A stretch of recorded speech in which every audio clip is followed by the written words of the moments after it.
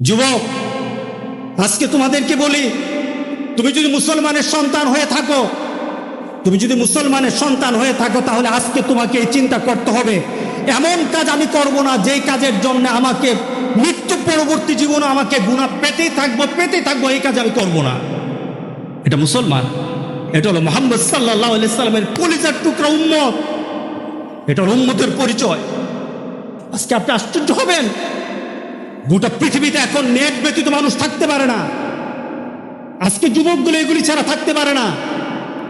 আজকে যুবকগুলি নিজেকে বিভিন্নভাবে সমাজের মধ্যে পরিচয় তুলে ধরছে, তারা মুসলমানের সন্তান, এই পরিচয় আজকে সমাজের মধ্যে হচ্ছে না। যুবক, তোমার জীবনটা যদি, তোমার চলাটা যদি কুরআন এবং সুন্নাহ অনুযায়ী হয়, আল্লাহ রাসূল আর নেককার বান্দারা যেমন সুন্দর মউত পেয়েছে, রাসূল সাল্লাল্লাহু আলাইহি সাল্লাম বলেন তোমাদের মউত তত সুন্দর হয়ে যাবে, তোমাদের মউত তেমন সুন্দর হবে।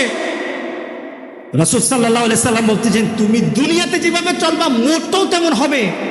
কোনো ধরনের খারাপই যদি তোমার মধ্যে থাকে, তুমি যদি খারাপ নীতিতে চলো, তুমি খারাপ দৃশ্য নিয়ে চলো, তোমার হাতে খারাপ থাকে, তোমার ঘুমের সময় খারাপ জিনিস তোমার সাথে থাকে, তুমি তোমার বন্ধু বান্ধবের সাথে যখন আড্ডা দাও তখন তুমি খারাপ কোনো দৃশ্য নিয়ে তুমি কথা বলো, তুমি তোমার বন্ধু বান্ধবের সাথে যখন কথা বলো তোমার ভিতরে খারাপ চিন্তা থাকে, তোমার মতটাও তেমন খারাপই মত হবে। কে বলেছেন? মুহাম্মদ রাসূলুল্লাহ। বিশ্বাস হয় না? বিশ্বাস হয় না?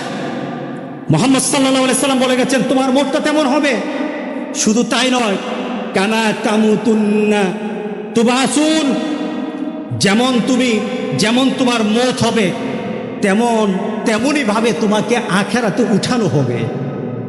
এরপর রাসূল সাল্লাল্লাহু আলাইহি সাল্লাম হচ্ছে তোমার মতটা যেমন তোমাকে উঠানো হবে ওই নীতিতে, যেমন ভাবে তুমি মরেছ।